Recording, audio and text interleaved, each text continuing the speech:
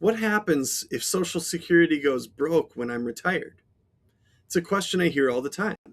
And it's a valid concern based on the, the shouting from the mountaintops of the politicians and the financial media saying Social Security is going bankrupt. So I want to walk through this with you today to help you understand A, how the system works, B, what the system going broke actually means in practice, and how it applies to your potential benefits in the future. So let's just start with how Social Security works. This is a pay-as-you-go system, which means all the payroll taxes collected to pay for Social Security immediately go out to pay benefits for those people receiving Social Security. So there's no account that sits there with your name on it. It's quite literally a dollar comes in and a dollar goes out. Now, for many years, the dollars coming in were more than the dollars going out. So what happened? The trust fund grew. That Social Security trust fund you hear so much about. And now we're at a point where the inverse is happening. The amount coming in is less than the amount that's going out. So what happens? The difference is made up by the trust fund.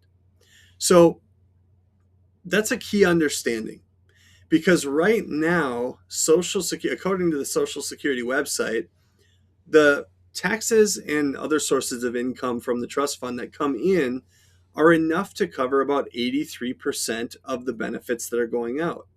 Now, that number will continue going down, and it's expected that by 2033, it will be at a point where only about 75 to 80% of the outflows will be covered by what's coming in. And at that time, that's when they expect that with no further action by Congress, we don't know what will happen there, of course, but with no further action, at that point, the trust fund would be expected to be depleted. So I want you to deduce this here. If there's 75% of the benefits that are due coming in, that means they can only pay out 75% of what they need to pay.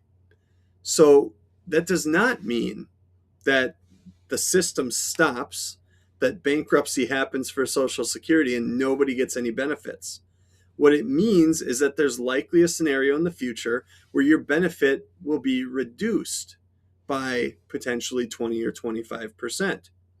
So this is a key misconception that it's important for you to understand, is that it's not just from 100% to 0%. And if you look at your Social Security statement, it actually alludes to this potential reduction in the future right on your statement. So this isn't something that's being hidden. It's right there in plain sight, and it makes sense. If the trust fund goes away, there's no way to make up the deficit. So what does this mean for your planning? This, for a lot of people, is a confusing situation when it comes to claiming Social Security. First of all, I'll tell you that any good financial planning software should have the option to model out a reduction in Social Security in 2033 or 34 or 35 or whatever you want it to be. So that is something that should be available in your plan so that you can get a better picture of how it affects your retirement. Now, if that's not something you've seen before or heard before, I hope at least initially that you've got a little bit of relief. Now, when it comes to making Social Security claiming decisions, this is where it can get a little messy for people. Because on one end of the spectrum, people will say, well, gosh, I might as well just take Social Security as early as possible and get what I can out of the system. While other people might say, well, man, maybe I should delay even longer on my Social Security so that if I get a reduction, it's a reduction on a higher amount.